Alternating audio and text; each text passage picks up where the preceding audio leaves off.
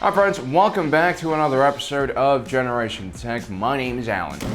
Today I want to talk about an issue that a lot of our fans seem to ask me about the Clone Wars. And that's whether any non-clones actually fought for the Republic during the war, or was it all just one dude copied over a million times? While this might seem like a relatively simple question, the answer is a bit more complicated because there isn't that much information in the canon lore so far, so we're gonna have to do a little digging around. Prior to the Clone Wars, for thousands of years, the Galactic Republic was defended by a federally funded force made up of citizens of the galaxy.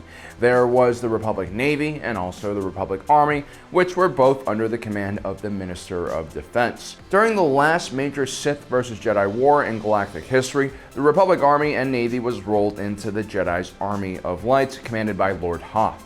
At the 7th Battle of Ruusan, the last major Sith faction, the Brotherhood of Darkness, was defeated at great cost. The galaxy was ready to return to peace after more than a millennia of warfare known as the New Sith Wars.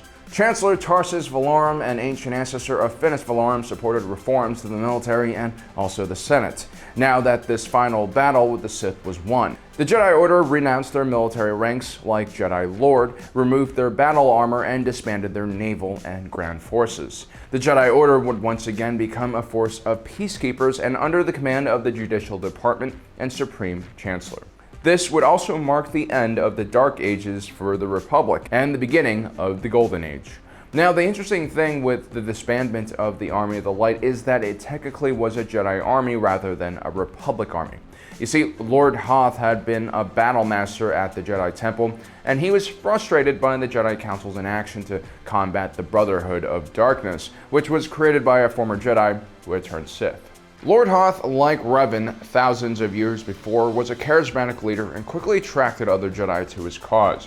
The Army of Light was therefore not officially part of the Jedi and most certainly not a part of the Republic. But the Republic had decayed to such an extent that it was powerless to do much to stop Lord Hoth. Besides, the Army of the Light was far more effective than the Republic's own military forces, and soon many Republic soldiers and sailors began abandoning their posts and joining the Army of Light. They also apparently left their guns and modern armor behind and adopted medieval-era melee weapons. It was a weird time for Star Wars lore. It was still trying to find itself. The Army of the Light was a movement more comparable to a crusade rather than just a normal military campaign. And so by the time of the 7th Battle of Ruusan, the Republic Navy and Republic Army were more or less non-existent, and the Army of the Light had taken over the majority of the fighting.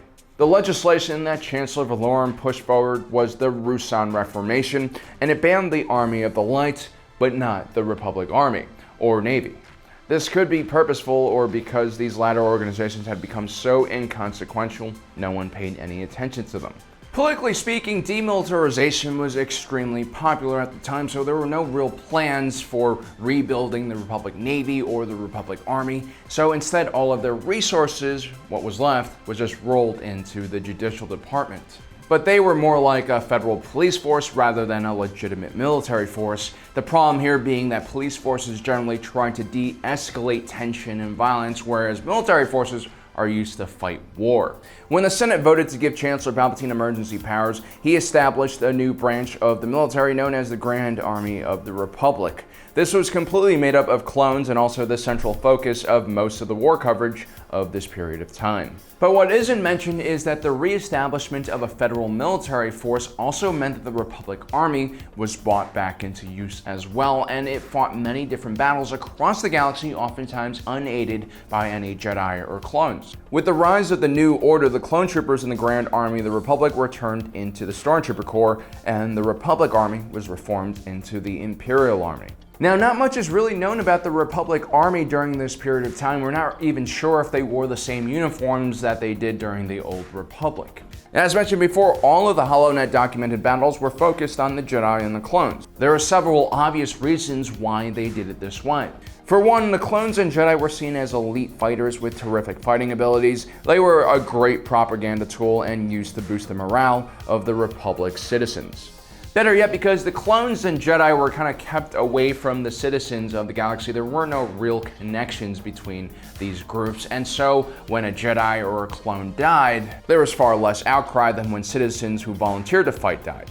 The clones and the Jedi, while respected by the average citizen, were just not all that relatable. On top of that, the Republic Army was mainly deployed in garrisons and in defensive roles. They simply were not engaged in as exciting battles, and they weren't armed or trained nearly as well as the clone troopers, and they oftentimes fought alongside planetary defense forces and also the judicials. These non-clone Republic soldiers were far more important, though, than most people realize. Although the clones and the Jedi were elite soldiers that fought in the most important battles in the Clone Wars, they were heavily outnumbered by the Separatist droid army. At the Battle of Geonosis, the clone army only numbered around 200,000. To give you context, the US military has 1.3 million active personnel to guard our country and the numerous interests we have overseas. To try to say that the entire Republic at the outset of the war had only 200,000 soldiers is both ludicrous and insulting to our intelligence. The Separatist droid army, which had successfully escaped the clone army after the Battle of Geonosis, had millions of battle droids, and quickly started attacking hundreds of colonies at the same time. These non-clone Republic Army soldiers would have been levied from the civilian populace as quickly as possible and deployed to defend the thousands of Outer Rim worlds that were susceptible to the Separatist war machine.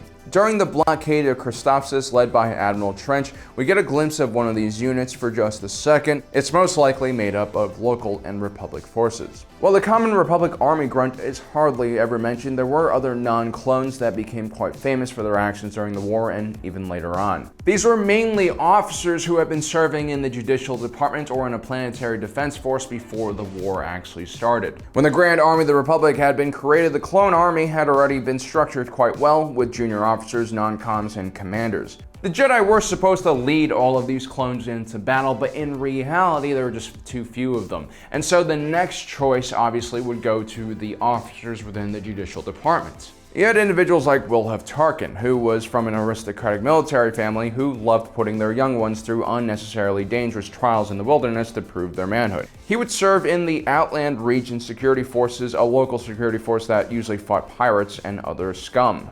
Later on, he would join the Judicials, and while serving in the core region of the galaxy, he would meet Chief Palpatine, who was just a senator at the time. Then he would return to Iradu, where he would become a governor of his home planet. And then finally, when the war started, he enlisted as an officer in the Republic military and fought well against the Separatists.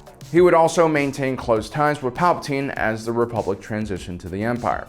Kendall Lazo also went through a similar situation as Tarkin did, albeit less gracefully.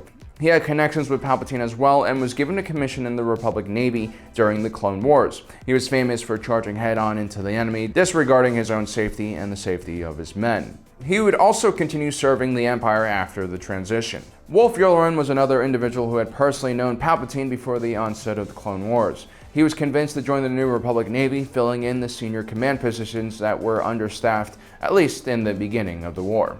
Yularen was so young that he became the youngest admiral in the entire Navy. He would retire after the Clone Wars and continue serving the Empire as a colonel in their security bureau. Aside from high-ranking officers and the average Republic Army grunt, there were other specialized units of non-clones that fought in the Clone Wars. You had the Senate Guard, which were in charge of keeping the Chancellor and all the Republic senators safe during the war. These Republic Guardsmen were mainly recruited from planetary police forces, but all were welcome to try out for the organization.